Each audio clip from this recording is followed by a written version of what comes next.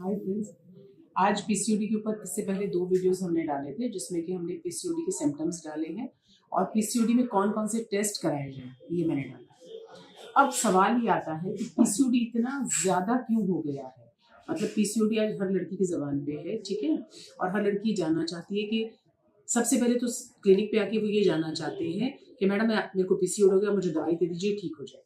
आज first and foremost आप इस बात को समझ लीजिए कि पीसीओडी आपके टाइफाइड की तरह नहीं है या आपके वायरल फीवर की तरह नहीं है कि आपने उसको एक कोर्स में ठीक कर दिया। ठीक है, पीसीओडी जो है एक सिंड्रोम है, बेसिकली बहुत सारी चीजों को मिलाकर पीसीओडी या पीसीओएस डेवलप होता है। तो जब तक आप उसके बेसिक उस पर नहीं जाएंगे तब तक आप पीसीओडी को ठीक नहीं कर सकते। आपका type of the body decide करता है कि आपको पीसीओडी डेवलप हो रहा है कि नहीं हो रहा है।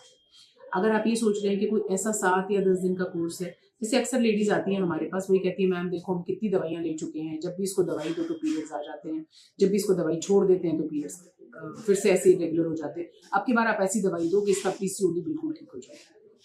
ये थोड़ा सा ऐसा क्वेश्चन है जिसका आंसर ये है कि ऐसी एक टिपिकल मेडिसिन कोई भी नहीं है जिसको कि आप पीसीओडी में दें और वो सदा के लिए खत्म हो जाए। जब जब आपकी बॉडी में चेंजेस होंगे जो कि पीसीओडी को ट्रिगर करते हैं तब तब आपको ये सिम्टम डेवलप हो जाएंगे और ये लाइफ लॉन्ग नहीं चलते हैं। जब जब आपकी बॉडी वापस इस फेज से निकल जाएगी, आप वापस ठीक महसूस करेंगे।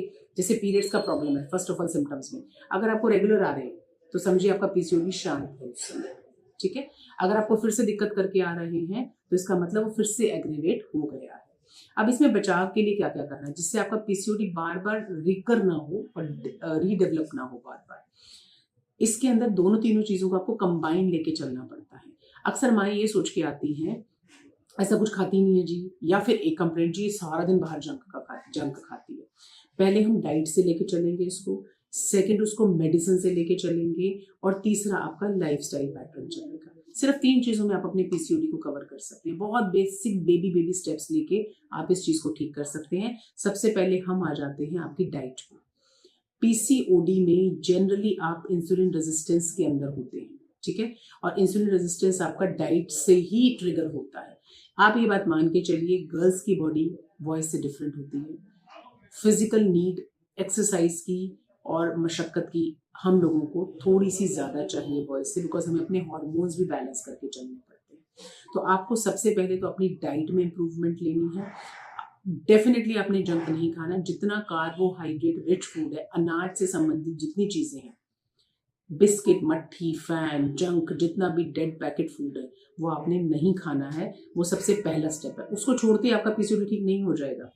वो धीरे धीरे लाइफस्टाइल में जैसे ही डेवलप होगा आपका पीसीओडी धीरे धीरे धीरे ठीक होता चला जाएगा। जंक आपने बिल्कुल बंद कर देना है। प्रॉपर टाइम पे खाना खाना है, बार बार खाना नहीं खाना है आपने। प्रोटीन डाइट को शामिल करना है डाइट के अंदर। आपके खाने में सलाद, फ्रूट्स, दूध, ये सब बहुत इंपॉर्टेंट। बहुत लोग पीसीओडी में दूध छोड़ देते हैं, मैदे की चीजें छोड़ देते हैं। मैदा तो छोड़ना ही छोड़ना है, जंक और रिफाइंड फूड छोड़ना है, बट दूध और ये सब चीजें छोड़ना थोड़ा कॉन्ट्रोवर्शियल है, बिकॉज दूध के अपने बेनिफिट्स भी हैं। दूध अपने आप में कंप्लीट मील है, बट आप क्या करते हैं उसको बहुत सारी चीजों के साथ कंबाइन करके आप दूध भी लेते हैं, तो वो फिर आपका डाइट पैटर्न चेंज हो जाता है। तो आपको डाइट इंप्रूव करनी है, अच्छी चीजें खानी है। सेकेंड चीज, डाइट कम खानी है, अपना हाइट वेट के अकॉर्डिंग डाइट खानी है। थर्ड चीज, आपको एक्सरसाइज पैटर्न सुधारना है।